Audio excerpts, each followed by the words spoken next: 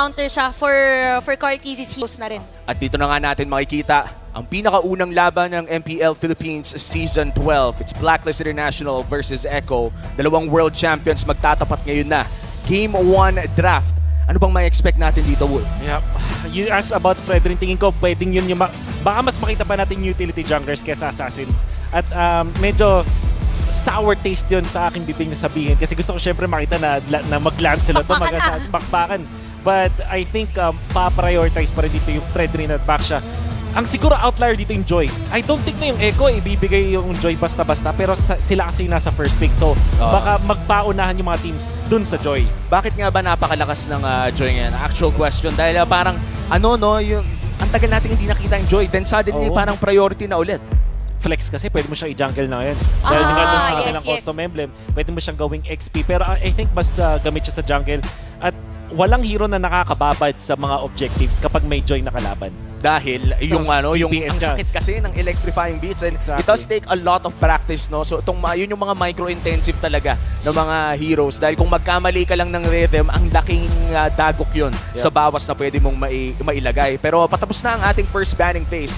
Once again, it's red side for Blacklist International, blue side ang Echo.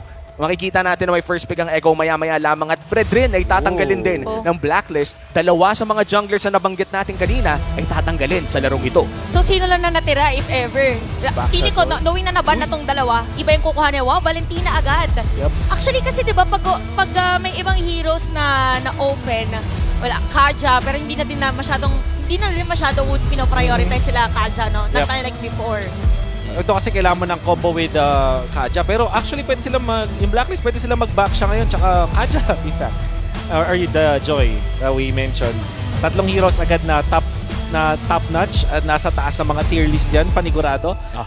Personally, para sa akin, ang magandang kunin dito ng Blacklist is si Joy dahil na-reflex nga nila yun. Very strong hero. Tapos pati yung Kaja para na-eliminate agad nila yung counter doon sa may Joy. Although nag-exist pa yung Franco, Kaja plus the Joy combo is very strong in the early stages. Tsaka ang laking dagdag din sa damage or magic damage, yung tinatanggal na magic defense ng isang Kaja. And ayan na nga, Kaja and Joy agad-agad na ipipick ng Blacklist International for their first 2 picks of the game.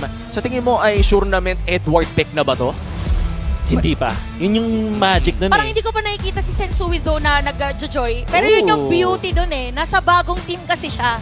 Pwedeng na-amplify palalo yung hero pool niya. Kasi hindi, gana yan. Gamitin mo yung Joy. So, lalo-lalo na flex yung Joy. So, hindi pa rin natin alam until magkaroon pa ng ibang heroes.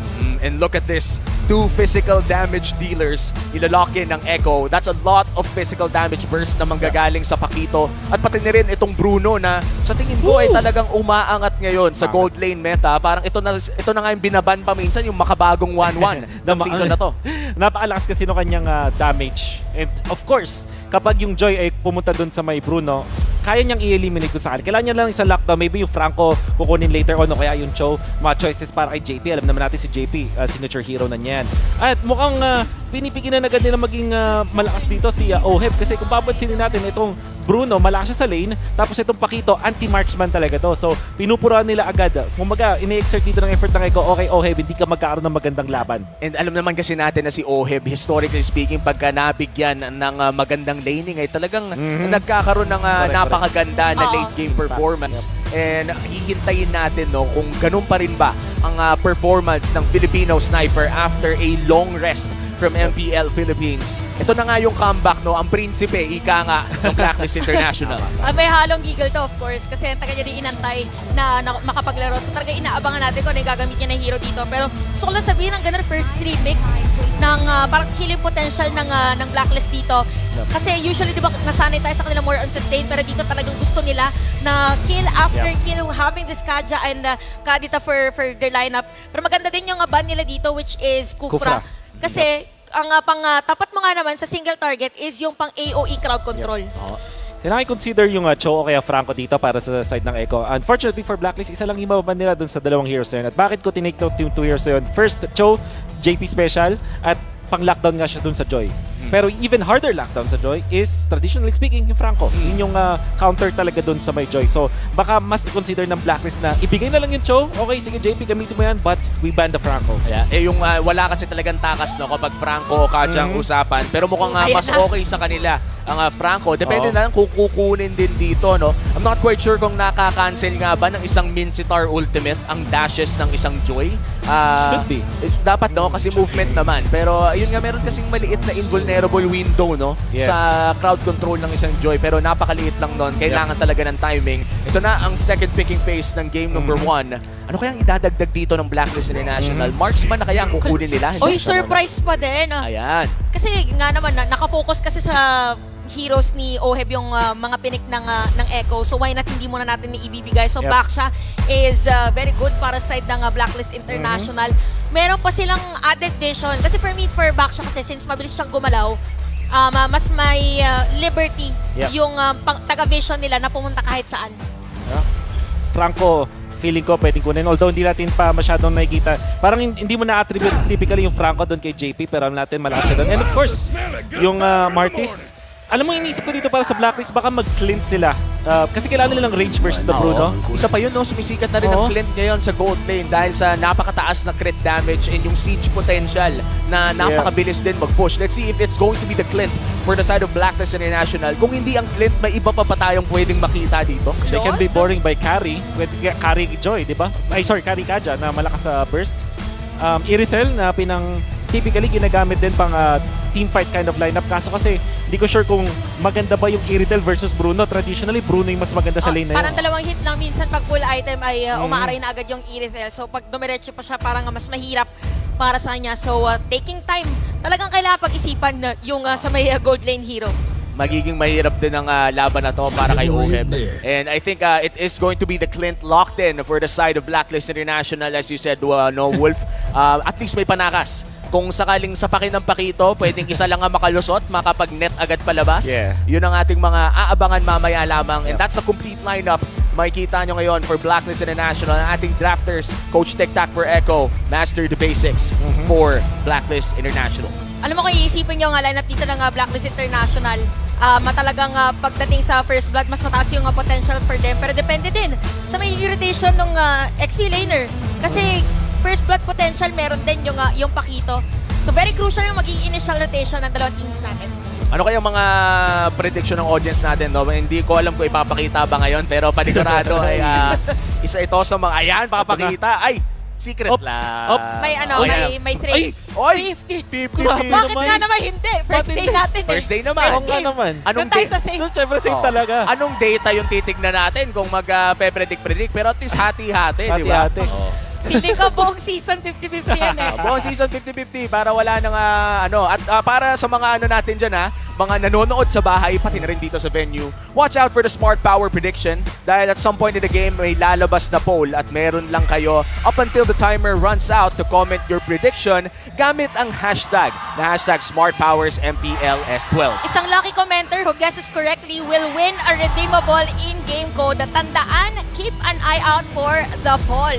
At magsisimula na nga ang pinakaunang laban ng MPL Philippines Season 12. It's Echo versus Blacklist International. Mukhang standard ang ating start.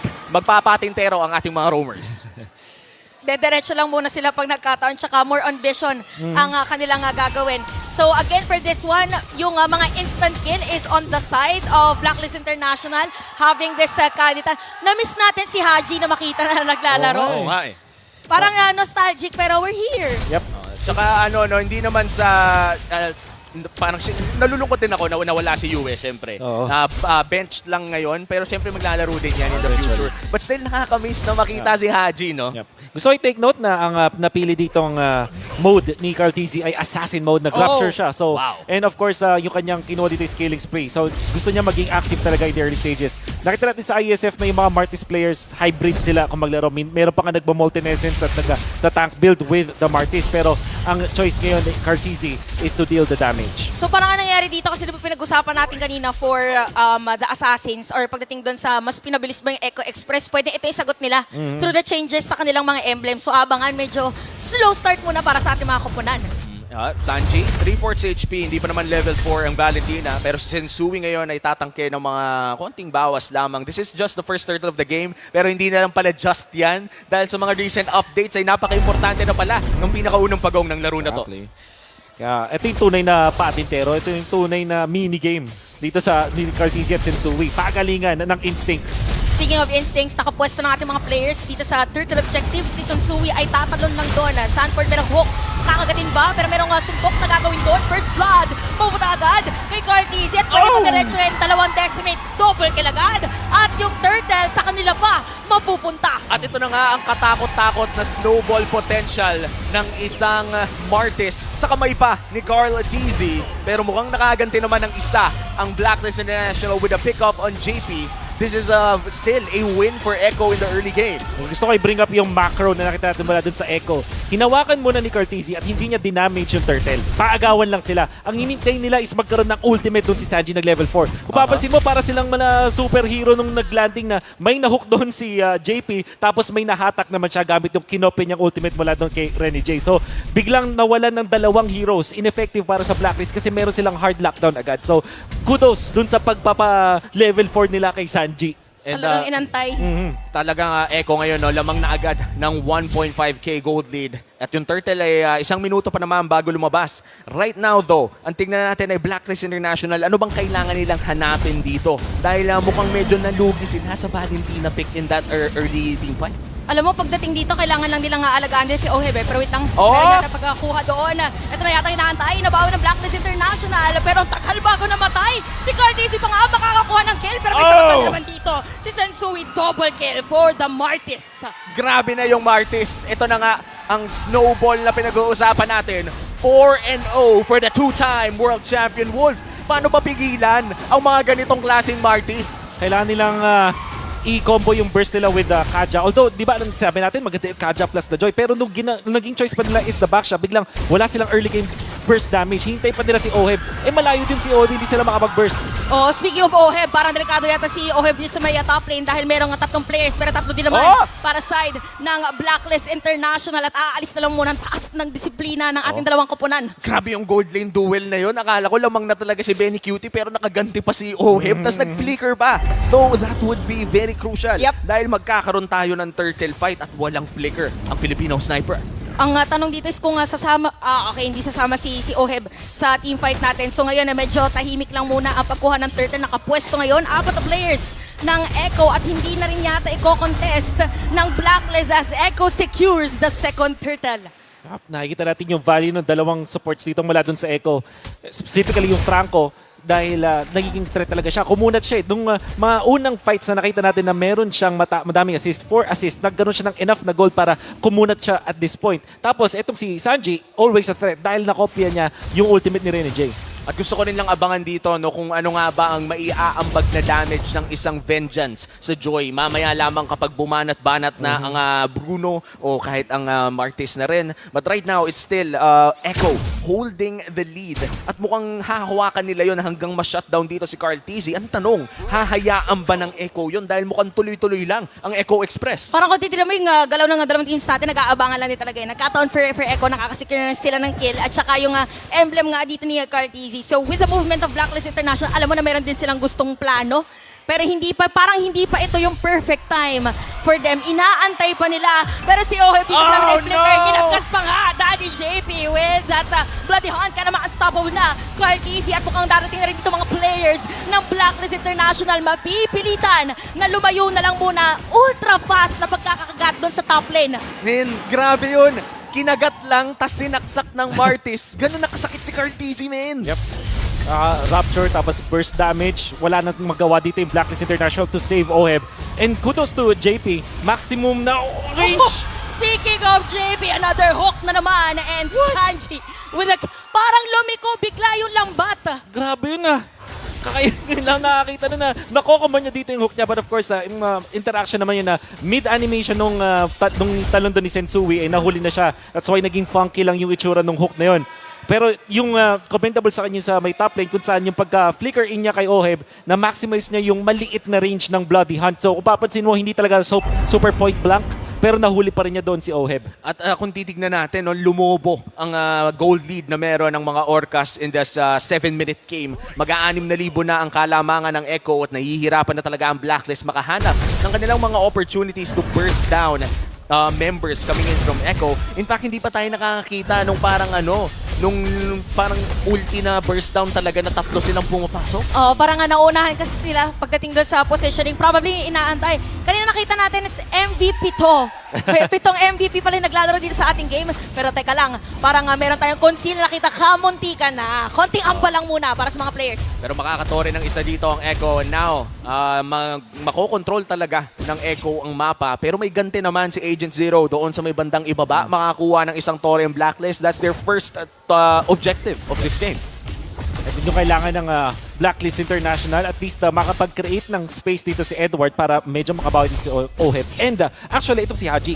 Important din as a mid laner, lalong-lalo na kapag kadita ka na maging source of damage na overwhelming na pwede kang where's the mga heroes? Like for example, si Sanji, pati si Benny Cutie, ang dapat estado ng laro para sa kanila ay lagi silang takot kay Haji. But as it stands, dahil mas maganda yung vision ng Echo, hindi makahanap ng magandang diskarte si Haji. Oy! Ay, meron divine judgment na gagawin doon. Meron bang burst ang side ng Blacklist International? Hindi na lang muna dahil makakatakas pa nga dito. Edward is gonna be down. At ang sakit ng mga bola-bola coming in from the pole from Benny Cutie. And 7-2 ang ating score. Ang ganda ng engage pero nagkaroon nata ng miscom sa Angulo Wolf. Hindi tumama yung full damage na inaabangan natin. At ang tumangkin nun is si Sanford, which is the Pakito. Maganda naman na nananalify nila yung XP lane. Pero nakita natin, not enough damage. May extra shields itong isang Pakito at mukhang naka-atinas na din ata siya. Hindi ko lang entirely sure pero parang nakita natin yung kulay blue na bilog which indicates na meron siyang Athena shield. So, hindi siya yung target na gusto mo kung gusto mo mang-burst ng heroes. And yun yung kailangan i-self-correct dito ng Blacklist International. Tsaka parang no moment tayo napansin natin for Blacklist International, somehow na yung kalaban kasi nila nagdikit-dikit bigla. So parang yung damage nila nahati. Kasi wala talaga silang single target dito na hero. So kaya din pala nagkadya din and kadita yung lineup nila. So tingnan natin kung anong mangyayari dahil meron pa namang mas malalaking objective na pwedeng kuhanin. First Lord of the game is up na rin. Echo ang mauuna around that area. Pakiramdam kayo gigift na ng Blacklist International dahil madali naman tunawin ang level 1 Lord but still, a Lord is a Lord at baka makakuha ng inhibitor turret ang Echo dito the moment that they're able to secure this. At libre na nga ata Wolf. This is the first Lord of the game going to Echo. Di nila kaya yung speed ni Cartesian. Of course, nalunguan pa ni Benny Cutie. Immediately, papunta sa may gitna yung Echo. Dahil kung papansinin natin, gusto nilang pabilisin yung pag-clean nila ng mapa. Look at the minion wave. Hindi makahanap ng pagfa-farman itong sila Oheb, itong si Haji. Lagi silang magkasama. Lagi silang nag-share ng mga resources which is not that good. Ang pinaka nakakalabas lang sa kanila dito si Edward at ang only reason is Joy kasi siya. So, siya lang yung may karapatan. Parang ito yung mga scenario na hindi magandang kasabi ang hating kapatid eh. No? Mga gantong moment, hindi. Kailangan ko unahin yung sarili ko. Kaso yun yung pinaka-safe. Parang yun na rin lang ang choice ng Blacklist. Now Echo with almost a 10k gold lead marching in. May Lord pa doon sa may bandang itaas. Ano kayang pwedeng gawin ng Blacklist dito para makadepensa? For Blacklist, mabilis lang kasi clear na minion wave nila. So probably ganun lang din naman yung gagawin. At pwede din nakuhanin muna si Sensui Lord palilikuin. Pero tinan natin, meron ba hook? Okay, medyo wala tatama doon. Pero sa may top lane natin, meron din conceal sila energy at successfully madedepensahan ito. Hila na sinasabi natin! Sakto, Oheb! Ay makakakuha ng kill. Ito na inaantay nilang pa isa-isa at makakadepensa pa nga. Torres sa top lane, unti-untiin ng Echo. Successfully masisira nila. At after nyan ay aalis na sila. One inhibitor down for Echo. Nakaisa naman ng Blacklist International a crucial conceal play mula kay Rene J. But still, mission successful para sa Echo, makaisa ng inhibitor turret. Exactly. Dahil yung first Lord tapos nakakuha ka ng isang inhibitor turret, sobrang saya mo dun sa pangyayari na yun. And we can expect na yung Echo, i-control nila yung mapa afterwards. 80 seconds before the next Lord. At yung Lord na yun, meron na nung tinatawag na Turret Clash. Which is the least na namin nalaman. Palaban na siya. Palaban na siya. Yun yung pangalan? Oh, Turret Clash. Exactly. Wow. Ngayon ko lang din nalaman. Thank you so much sa Naggawa-gawa info. din lang ako ng pangalan. Sabi ko, Turret Blessing. Turret Blessing. Ito pala turret Minsan nga clash. talon lang eh. Talon. Ah, May talon na. Tumalon na. Talon na. Tama. Ay, hindi, yun yung si Lord. Yung Ah, ano. sorry. Ah, yun. ano yung pumuputok yung Tore? Anong parang pangalan? divine something defense eh. Wow. Meron na. Grabe ka Oo. talaga, idol. Ay, Kaya that is a wolf for you guys. Iba. Hintayin natin yun maya-maya. Pero hindi pa kasi yun activated ngayon. Kaya naging madali para sa side ng Echo makapag-push doon sa may batang itaas. Naku po. Hindi tatama ang knockout punch. Pero JP nag-aarap ng flicker kaga! Napakagandang kagat naman yan. Edward, na kanila makukuha. Tapos mabibilitan na lumayo. Ay, Ang mga ay. nakatakas, nakauwi. So buhay pa rin ang mga players at pwede pang dumepensa ang Blacklist International. Pero sabi nila ng Echo, parang more on pressure lang ang kanilang ibibigay. Yun yung parang pinagpawisan ka na yun sa mga movie. Oo. Yung dumaan yung papatay sa'yo. Tapos nakahinga ka pa, nakapagtago ka sa locker. Ay, locker. Tama. Tama, laging sa mga horror movies. But I think si Sanford, baka naka-advance yung kanyang camera doon. Minsan ganyan yung nangyari. Kaya hindi niya nakita. Pero syempre, Ohebar, sobrang saya na nakataka siya doon. But overall, Blacklist International, hindi magganon kaganda. Nakikita na natin na hindi na ganon kakunat ito si Edward. Madali na siyang i-burst. And we did say na baka iba na lang yung Franco para mas maganda yung yun kasi talagang hard counter dun sa Joy. But they opted to ban yung Cho. At na pinuproof ni JP na hindi lang Cho yung kanyang signature hero. Napakaganda ng performance niya with this Franco. Hindi lang pala pansipa. Pati rin yung Pangkain din. pangkain din. Pampingwit. Ay, pero medyo delikado dito. Speak of pingwit, mukhang meron tayong mabibingwit. Ginamit yung flicker, hinahabol. Dito si Rene J. Meron din naman time ang Echo, Cyclone Icon C. Lahat ng gagamitin, kakapitan. At ang ibon ay lilipad pa rin. Okay. Ayan na. Eto na. 2 seconds. Sanford, masasalisihan na Rene naman. J is alive! Kamunti ka na, nakatakas na. 2 beses nang nasalisihan si Sanford, pero 10,000 pa rin ang lamang ng Echo. It's gonna take more than that for Blacklist to come back from this game. Isang malupit na depensa. Gusto ko lang Yan ang kailangan nilang gawin. Gusto ko lang sabihin, sobrang intense sa laban Sobrang natin. Importante lahat, pati pag-TP, Pag-TP. inaabangan natin. The most intense TP of all time. Kasi 4-5 yung humahabol sa'yo. Talaga importante.